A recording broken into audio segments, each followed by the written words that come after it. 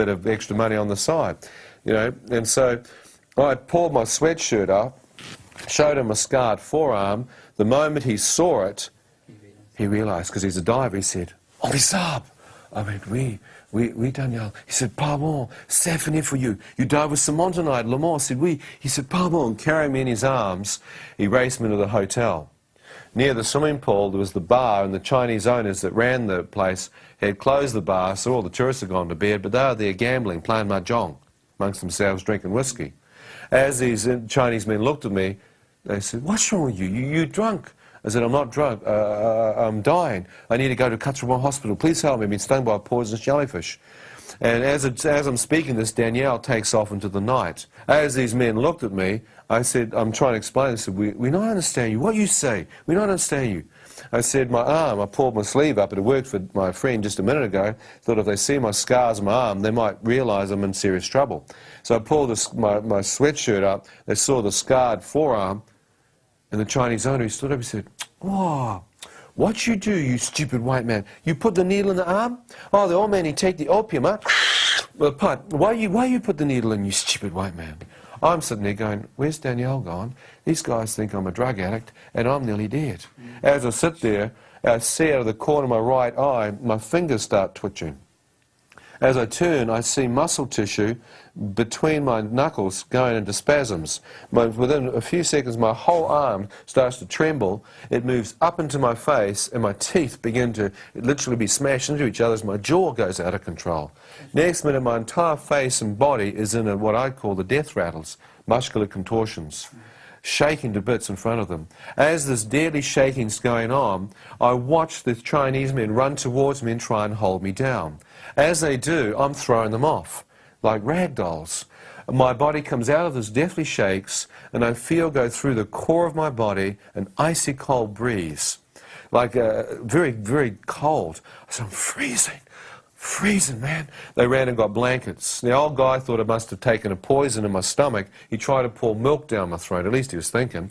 As I'm sitting there, I feel the poison moving into my bone marrow, and not the poison, but death, like an icy cold death, necrosis, moving into my bone marrow and coming up towards to my upper body. As I'm sitting there, I know if this necrosis hits my upper body, I'm going to die in front of them. I'm gone. I'm dehydrated, paralysed, muscular contortions, now necrosis setting in.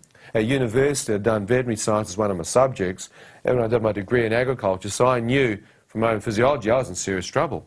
I had to get to the hospital. I turned, looked in the car park of the hotel, one vehicle. I recognised it instantly to belong to the Chinese owner who was now standing next to me. I said, "Sir, your car.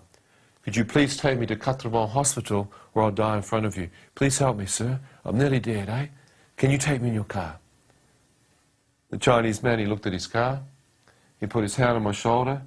He said, "Oh, my car, huh? Cannot la. How come you so worried, white man, huh? We have ambulance for you. Don't worry, huh? Cannot take my car. We have ambulance for you. How come you so worried?" How come I so worried? I'm about to die, mate. You ever feel like hitting someone? Yes. I mean, I'm not an angry person or a vindictive kind of, you know what I mean? I'm not. I'm pretty mellow, but I tell you what, I felt like punching his lights out. I sat there and every part of me thought, how can I rearrange his face? You know, you hate it when someone touches you? You know what I mean? They're just in your space. Well, there's not only in my space, it's in my face. I thought I'll hit him. I was just about to plant him one, but my arm wouldn't respond. My mind was saying, smash him. My hand wouldn't move. I thought, great, it's paralysed. I tried my left hand, it moved. I thought, what on earth could I do with my left hand before I died? I thought, my forehead. I could give him a headbutt. So I play a lot of rugby at home, you know, I mean, every now and then you get in some pretty heavy stuff. So I'm about to rip him down into my forehead. As I'm about to do that, this voice comes again. It said, "Son, if you do that, the adrenaline rush will kill you. The toxin's too close to your heart." I thought, that's true. I looked away. I thought, if I survive this, I'll find you. I mean, I'm going to get you, Jack, your history. I'm staring out here, controlling my anger, again wondering what this voice was. But it had literally just stopped me from killing myself.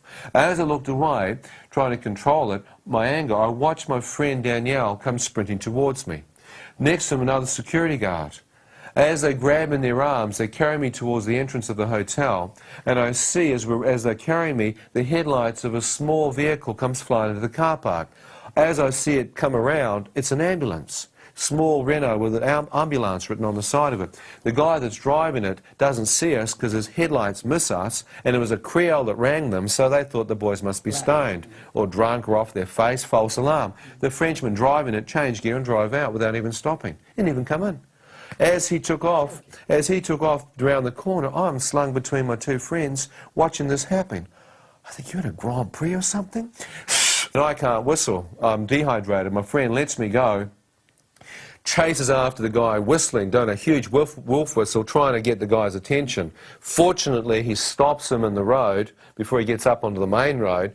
The guy backs up, the other security guard throws me in, gets me into the ambulance, we take off.